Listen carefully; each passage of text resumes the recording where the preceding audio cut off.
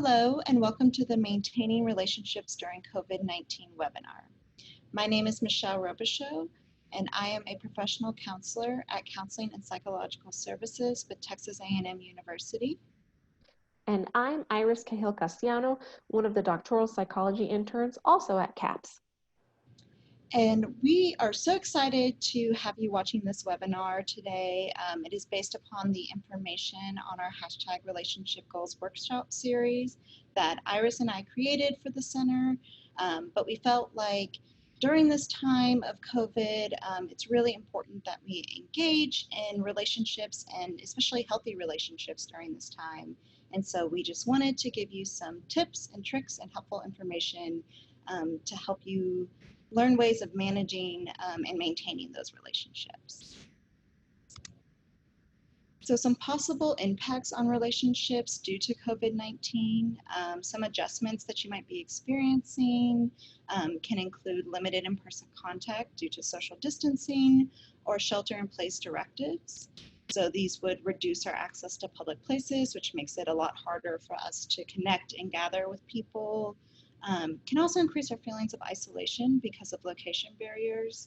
Maybe you're far away from your friends or loved ones during this time, and so that can make it even more difficult to connect with them.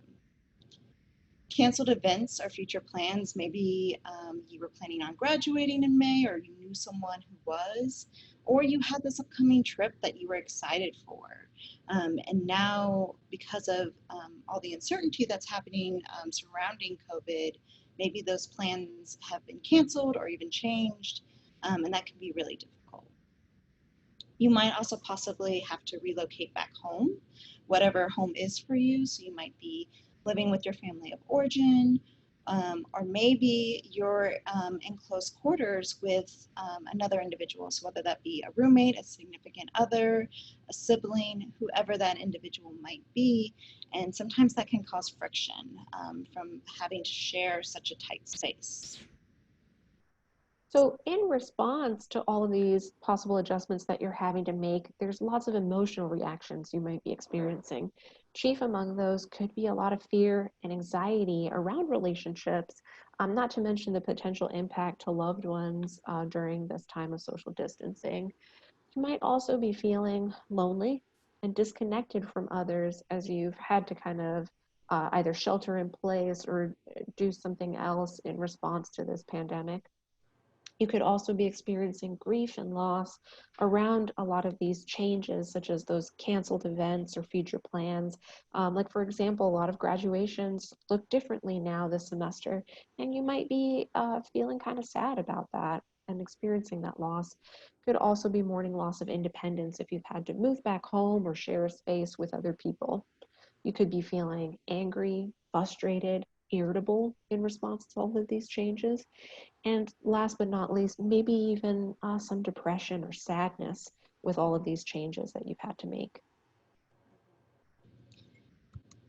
And so know that all of these emotions that Iris mentioned are completely normal, and they're a normal response to any stressful situation. But in particular, they're especially relevant and a valid response in response to COVID-19. So there are steps that you can take to cope with these emotions and steps that you can take to maintain healthy relationships during this time. So why are relationships important, and why did we make this video for y'all? And that's because human beings are social creatures. We naturally crave closeness and connections with others. Research shows that people who report having these strong social connections have a slew of health benefits, from lower levels of stress or depression or anxiety to even physical health benefits as well. So with the current health crisis, a lot of us might be feeling physically isolated or distanced from others during this time. So it's really, really important to consider creative ways of maintaining connection with others so that social distancing does not become social isolation. Yeah, and that's, again, so important. We want to engage in social distancing, not social isolation. So ways that we can do that is, first, we can keep those communication lines open with our friends and family members. So connecting with social media using Instagram, Twitter, Facebook, or good old-fashioned texting and group chat. Remember also to connect with others at your own pace. So it's okay if maybe you're feeling overwhelmed with everything that's going on, that maybe you don't feel like reaching out and talking to individuals every single day. I think the message is out there that we need to connect, we need to connect, we need to connect.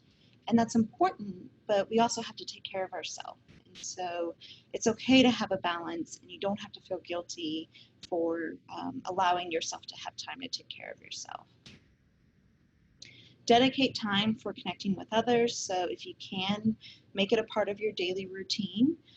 So maybe during your lunch hour, whenever that is for you, or in the evening or in the morning, kind of just allow yourself 20 minutes to text your loved ones, your family members, your friends, and just check in with them, or maybe even call a friend and see how they're doing. You can also create virtual hangouts via Zoom, Skype, or a number of different platforms. You can get creative and stay connected in other ways. So maybe you want to have a pen pal. Writing letters is kind of a thing of the past right now, but writing letters is a great way for us to process what we're feeling and connect with others. And it's kind of fun getting a letter in the mail. It's something that you can look forward to. And it allows you to have mementos that you can keep and make memories from. You also might want to engage in online gaming or virtual games, and maybe create a community there if you haven't done so already. And you can also download the add-on Netflix Party to your Chrome browser. So if you have a Netflix account or someone you know does, you can download this add-on, and they can actually, or you can invite individuals to watch a Netflix movie or series or episodes with you in real time. And then you can actually chat with them through this add-on. So it's like you're watching that episode together. You can also participate in online events hosted by community groups. So attend a party, maybe a dinner date, a coffee date, concert, religious meetings, or workout classes. iHeartRadio recently hosted an online concert. And so there's a lot of options that are available for you, not to just connect with your loved ones, but also a broader community as well. So as you're maintaining your relationships, you're probably going to experience conflict, because that is a totally normal part of engaging with others. So we wanted to empower you with some tools to help you navigate this conflict that could arise. So first up, we wanted to address conflict with others online. People are people, and you might find yourself engaging in conflict with others through social media, for example. Or maybe social media is kind of bombarding you with a lot of news that you find isn't necessarily helpful for you, and might actually be making your anxiety worse, or just leading you to feeling worse overall. It's totally okay to take a social media break. Doesn't mean that you're ending relationships or putting a stop to friendships. It just means you need to put pause on social media, and that is okay. Now, for conflict with others in person, Michelle and I had a few strategies that we wanted to share with all of you. And one of those is to engage in house meetings, or setting aside time to talk with others, to really better understand what is going on for y'all, and have everybody be able to air their needs and concerns. And in those meetings or times to talk, we encourage folks to practice active listening. And what that means is really staying attuned to what the speaker is trying to say, and really trying to get a sense of their perspective, understanding where they're coming from, basically. And what that might mean is actually listening and attending to what they're trying to communicate, rather than just preparing what you might say in response. When it's your turn to talk, we encourage folks to use I statements, which really keep the attention and purpose of your comment centered on you, rather than assigning blame to someone else. So on the presentation here, we have a sample outline of what an I statement would look like, where we say, I feel blank when you blank, because blank. And what that means is you are really being clear about your emotional feelings, when those emotional feelings come up, and why. And so, for example, let's say you're having some conflict with a roommate over dishes, a great I statement to help you communicate that might be, I feel angry when you leave dishes in the sink because that means I have to spend more time cleaning up. Again, you're keeping the focus on you and how you're being impacted by this versus assigning blame to someone else. And then Michelle has an awesome idea for using journaling as a way to kind of express emotions and ideas on paper first. This is great if you're feeling like your needs or your ideas are not being heard or attended to right away, and you still have an avenue to express them. And it's a great place to also practice your I statements and better understand what it is that you're feeling and what it is that you're needing. And so now that we've talked about helpful forms of communicating, we did want to talk about unhelpful communication styles. So we're just going to briefly touch on the Gottman's four horsemen of relationships.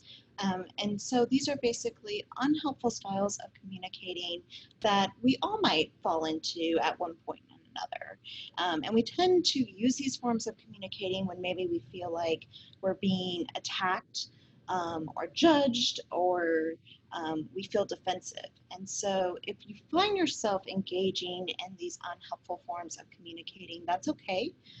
We're all human, so allow yourself some compassion there, but then try to go back and think about those helpful communication styles, or tips that Iris talked about in the previous slide. So using active listening and I statements so that you can engage in healthier communication.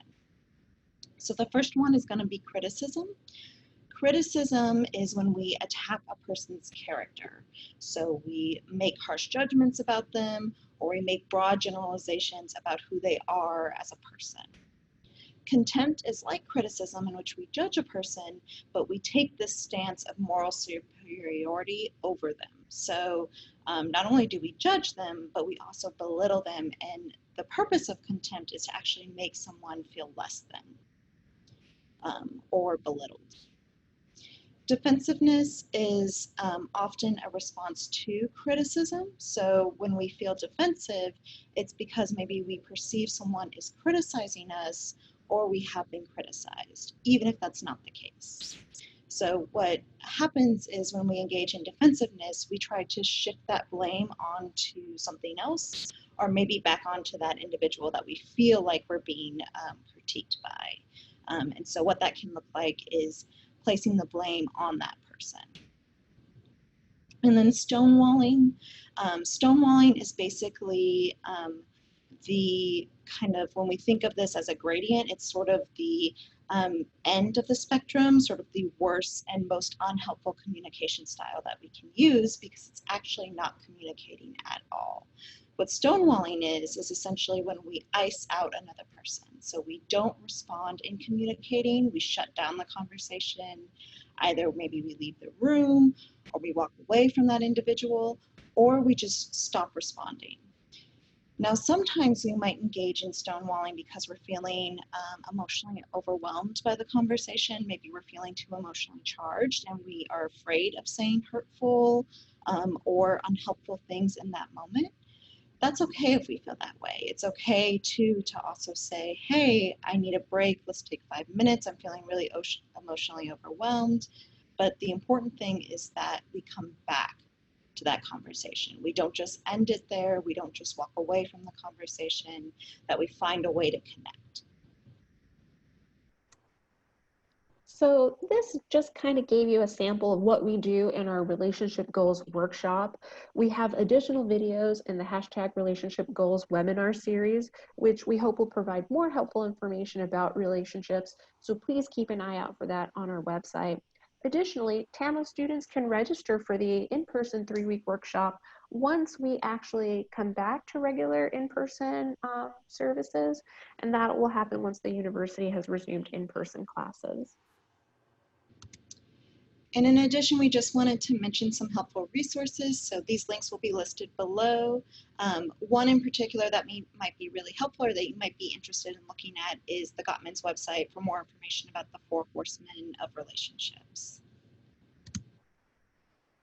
So thank you everybody for joining us. This is just some information on where to find us and our website.